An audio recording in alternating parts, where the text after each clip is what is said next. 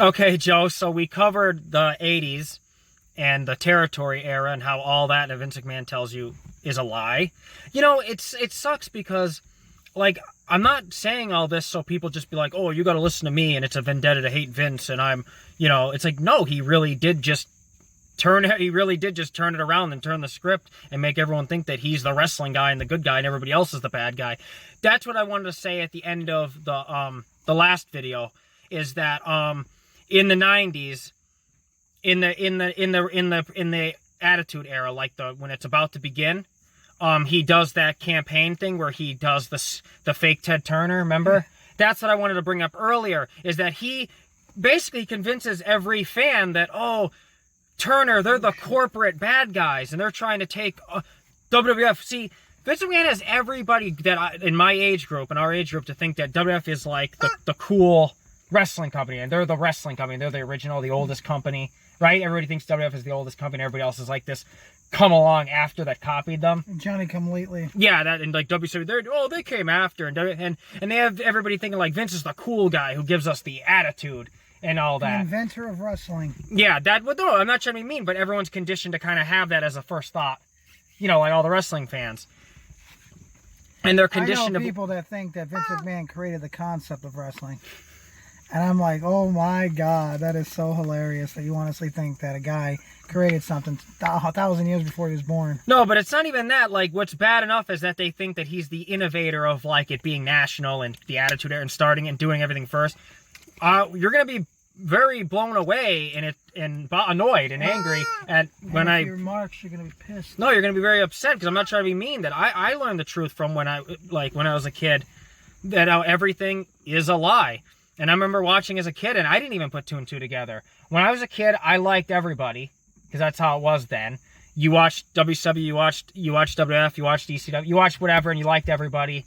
And there was no like plant seeded in people to be conditioned like a cult to hate WCW, where you just say that word and they're like, oh, trigger, where it's a trigger for them to just, Vince with his DVDs planted a seed for everyone to just, when they hear that, that's what he did, which makes him an evil, really brilliant evil piece of shit.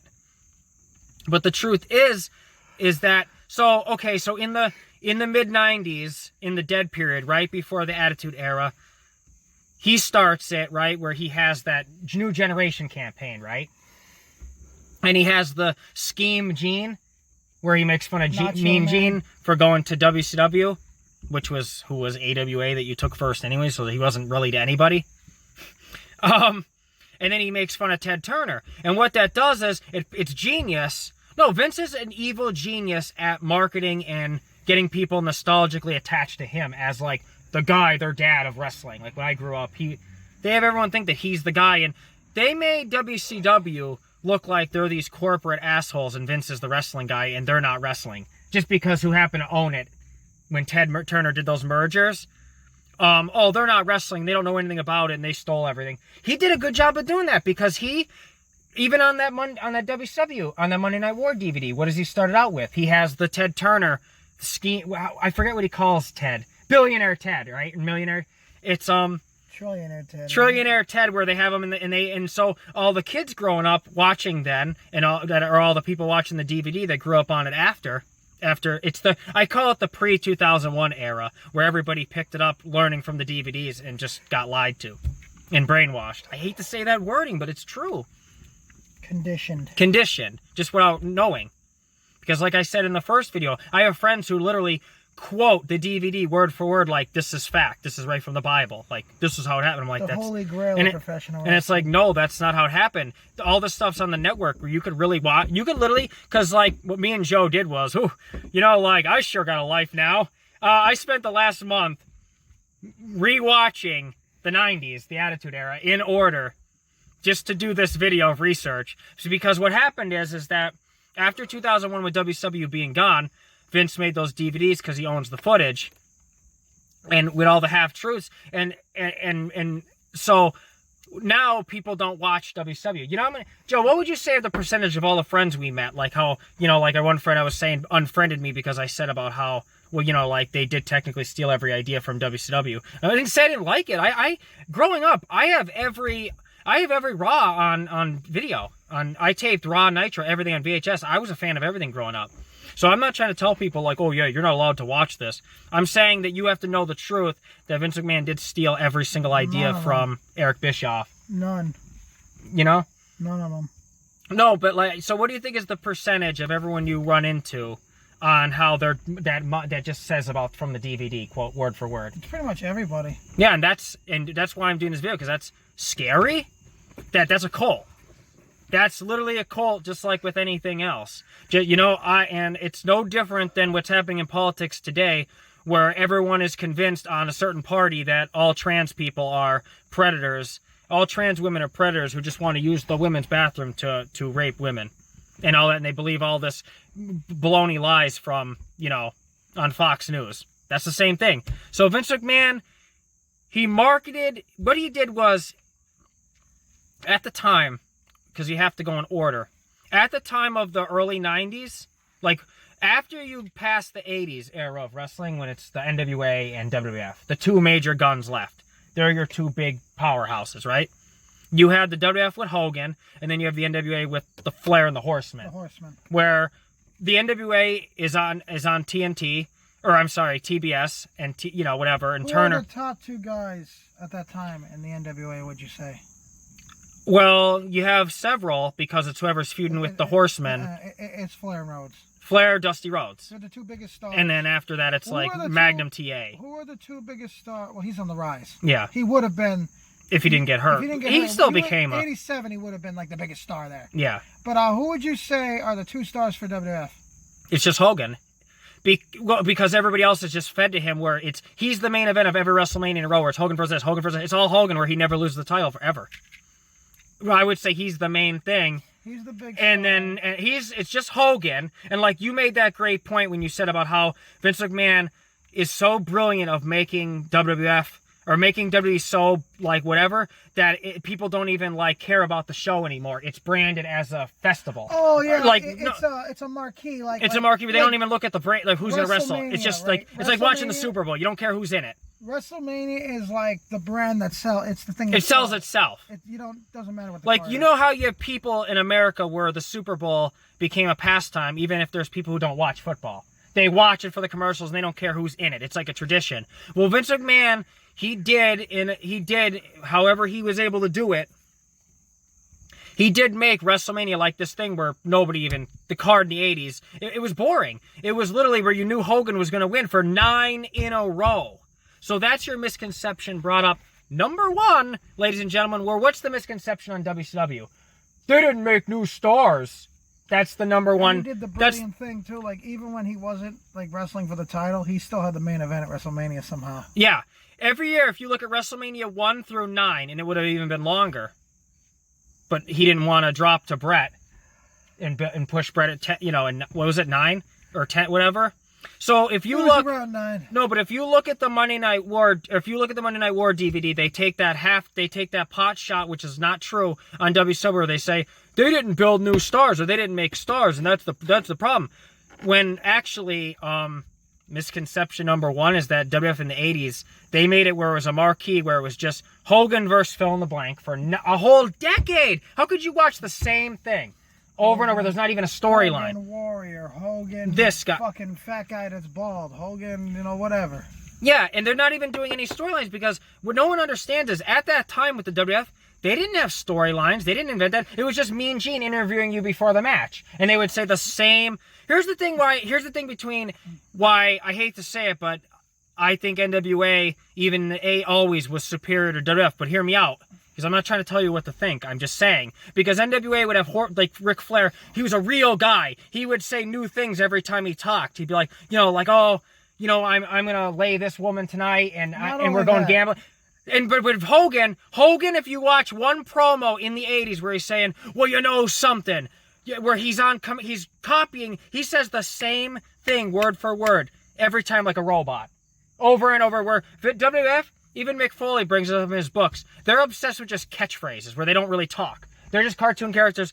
Hogan, if you watch one promo, you've seen everyone where you never even have to watch the show again. What saved them in the 80s was Macho Man. Yeah. That's the truth. But no, not only that, like, they would continue storylines, like, where, like, Flair would say, like, depending on what's going on, like, you know something, Dustin, you think you can beat me? You still haven't done it. You haven't got the job done, and you never will. Like, that kind of thing. Yeah. But with fucking Hogan, it would just be like, well, you know something, Gene?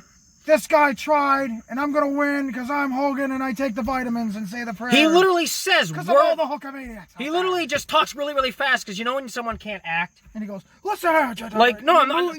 No, I don't want anyone watching this thinking like, oh, you're just biased. No, I'm saying if you really, you have to watch everything not from memory, not from nostalgia. Yeah, because that's usually flawed. Nostalgia and memories and everything as a kid you're never gonna really know. I rewatched everything just recently, right through. To be fair. No, but when you watch WWF, you could see that none of them can act. Hogan says the same thing where he's barely looking at the camera, and I took acting. Okay? And I know that the lesson one is when you're nervous, like what Ultimate Warrior would do, he would not look at the camera, he'd do this, he'd go, my warriors, right? That's the number one sign of where someone is nervous on camera and can't act, where they won't look at the camera. If you look at Hogan, he talks really, really fast, and he just says the same thing like this and this, so it's so fast you can't even tell that he's not saying anything. It's a scam. Just like Ultimate Warrior, he would just talk really, really fast, and I'm going to beat you. And there was no storyline. It was just before the match, they'd say, well, I'm going to beat you up, and that's it, Gene. I'm going to beat him up. That's there's no storyline. But when you watch NWA from the same time, it's a totally different animal. It's like, wow, it's more like adult. It's not for like 5-year-olds. Ric Flair's talking like a regular guy, and he's this Don of a mafia. Dude, when with Flair feuding with Steamboat, and Steamboat's like, listen, he's been dodging me for months and months. He knows he can't beat me. It was something like that. Like they're actually talking, and you're actually feeling like a conversation is happening. Yeah. And you're hearing them like what he is actually saying instead of it being like he says all his catchphrases. And it's just before a match, and that's it. Yeah, but when you watch the NWA product at that time, they didn't do it in the arena. See, what the WWF would do is they would pre-tape everything on live. It was never live. WWF was never live, and you could tell, and it didn't feel as electric when you watch 80s. Well, always, but we're talking 80s real quick before we go into 90s again. So when you watch the 80s. Okay, they have them pre-taped where they're just saying before each match. You ever watch a pay-per-view from WWF in the 93 and the 80s? They're in a completely different room. Before each match, they're in a hallway from the arena, and it's hours before, and they're just saying like, well, I'm gonna give it my best, and I'm gonna beat you. And that's it. That's the whole thing with Mean Gene sitting there with the mic. There's no storylines. It's just about the match. There's no show. NWA made the actual show where they're in a studio where it looks like a game show, or it's a studio where they're actually in a TV studio. Right? And the crowd's live there. And Ric Flair is this, like, the character is, he's this Don, like they're the mafia.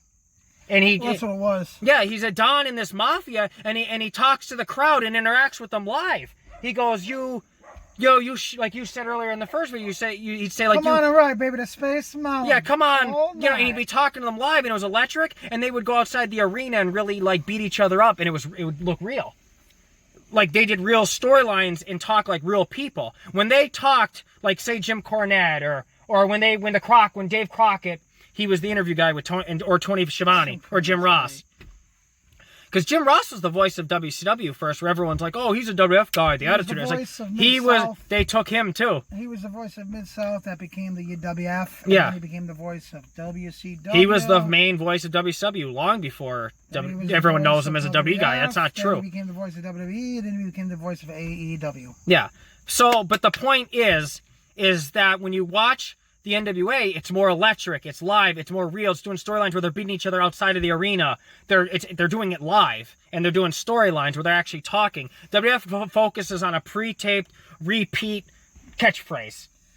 It's concept, where you just say the same over and over again. They did that into the 90s. And they do that where it's outdated, where you're going into the 90s now, and it's no longer the 80s with styles changed. Think of it this way. In 1993, WWF had a guy named Atom Bomb. I'm going to drop the A-bomb. Yeah, cartoon. Well, no, cartoon characters. Dude, I'm going to drop the A-bomb. NWA was always more like the cutting edge. Because in the 80s, here's another misconception, okay? The misconception is like Well, no, it's actually not a misconception. It's just not They full. don't talk- It's just not they a full don't talk truth. about They it. don't talk about it, but they talk about. See, Vince McMahon would only have over the top cartoon giant muscle guys like the Ultimate Warrior that were like I'm big, gonna drop the A-bomb. right? And they didn't. Vince McMahon didn't want any normal size wrestlers or cruiserweights. Is that not true? That's or even true. normal size guys. Forget about the word cruiserweight. Just a normal man. No, he wanted all those freaks that look like, you know. For a circus. Yeah. And that's what he literally wanted. It wasn't like a coincidence. And WCW, okay, in NWA, people forget that Eddie Guerrero made the mistake of saying in his book, because he was talking about in his time in the Attitude Era in WCW, where he was made, like as the star Latino Heat and all that, he makes the mistake of saying like, oh, WCW, they were racist and didn't make other stars but white, except for Ron Simmons, Farouk, who was the WCW champion, because WWF had Pedro Morales. It's like, one, that wasn't Vince Jr. Okay, that was pre-cartoon. That doesn't count. We're talking about Vince Jr. and his lies and how horrible he. And his first black champion was? It was all the way not Booker to T. Actually, no. Hold on. The Rock, No. but that's all the way late. No. I don't know. But the point I'm making, though, is that Eddie Guerrero's wrong because he's talking. What do you call it when you talk in the moment? No, it was Bobby Lashley. Yeah, you don't have time to reflect. 2020. He's saying like, oh, they didn't. That's not true. They brought in all the international stars that were Japanese and all the luchadors in the 80s and everything. And the Great Muta, who's Japanese, who's not white, was the world heavyweight champion. Muta, the biggest title at the That's because in '89. 89. In WWF, they never even knew what a Hurricane Rana was. NWA had Brian Pillman was there, and he's doing Hurricane Ranas, and they're doing all the cruiserweights with Juice and Thunder Liger, and they're all these top guys, and they're doing the Super Japan shows, teaching the world about all this international talent, and all these guys are there first. Everyone's like, oh, this took the guy. Vince, on his DVDs, made everyone believe. I walk into every person I talk to about wrestling. They're like, oh, WCW took Benoit and Jericho and all them from ECW. No, they didn't. No, they didn't. Chris Benoit was in. First of all, it doesn't count anyway.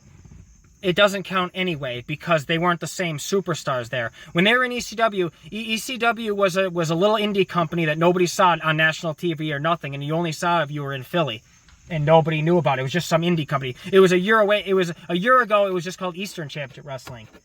And it wasn't a real company, and they weren't their characters. Because what you did was back then in the 80s in the territory, there were no territories anymore. So you had to do the indie scene. They call it the independents before you get picked up by a major company like WCW or WF. So at the time when the 90s turned over, you didn't have the territories anymore basically, and there was only two dogs left. You had who Vince McMahon couldn't take out like he tried to in the 80s with WCW. And then you have the WWF. That's it. The rest is all indie. That if you're unless you're a super nerd fan of wrestling, you have no idea about any of it. Like unless you were a nerd that got PWI magazine, like this would be the smallest demographic of super nerds. They had to trade tapes through mail. Like you were nerds that like they joke saying like you lived in your mom's basement. You weren't like the regular guy, like the 99% of people that watch TV. You didn't know what ECW was at that time. Nobody really knew what it was. They were just nerd fans coming to the shows to advertise it saying ECW, but they were all the same people like that hat guy that would go to the WF and WCW shows to give them advertising. They would travel, but nobody saw it or knew about it. It's not true in 95. Nobody knew about it, but that's not the point. The point is that you did your indie. You paid your dues and you went around all different companies and you were a wrestler. You weren't owned by one company. You just hope you can catch a break. Yeah, but you weren't known. So they were not stars. Nobody knew who they were. Like I'm talking about the national public are the people who just see WWF and WCW because nothing else is on national Just because TV. you know, because it was 20 years ago, doesn't mean... Yeah, everybody now is talking from the DVDs. What do you call it, like Monday Quarterback, where you know now in your brain you know them who they became. They weren't that at the time. But the point... It never came to be. But the point is that Benoit was in WCW in like 93, and he was so that's not true. And they all became stars in WCW because when they were in ECW, nobody knew who they were. Eddie Guerrero was known in Mexico and nobody knew about it. WCW is the one who put on that pay-per-view When Worlds Collide to advertise AAA and or CMLL. That's the the first Mexican time I grew up with seeing it by anybody in the United States. So everybody keeps talking now because they have the DVDs of the network, and they're like, "Oh, they're big stars." It's like, no, not to the audience that now. Nobody knew who. If it's 1996 and you live in America, you're only seeing WCW and WWF. That's it on national TV. You're not seeing anything else. You're not seeing anything, and you only know about the indie shows and all this if you have this magazine, okay? Which you don't, unless a few crumbs did that were super fans. You know? And so that's not fair to talk, you know? So this is right here. This is the PWI 500. Pro Wrestling Illustrated is the top wrestling magazine. And you were a nerd if you had it. Nobody really knew about it. Sorry, Observer. But see, and this was always the top magazine. It's around, you get it today if you want right now. And so they did the yearly top 500 of the year. Wrestlers. So they would cover all what was called the independent circuit. But nobody knew who those guys were unless you got this magazine. And nobody did. You know? And so they're covering these guys where, look. Okay, so you have this list. The 500. Okay? It's like, oh, okay, so here's Bobby Clancy. Okay? You know what I mean? Like, it's just, they're indie. Independents are basically, if you don't know, see, here's the numbers of number 500, showing the indies that aren't televised. Nobody really knows who they are. It's not big. It's not big time. They're not stars, like on national TV, like big stars that the whole country knows. Mainstream. How come I couldn't just think of that word? There's mainstream where you're a mainstream star, like on national TV, and then there's just like, yeah, you're doing some show that's not on TV. Well, didn't you say it by saying indie? Yeah. No, because independent doesn't always mean not mainstream, because there's indie music that gets in the mainstream, like grunge music and stuff like that. But independent just means you're not owned by, you're not on a major network.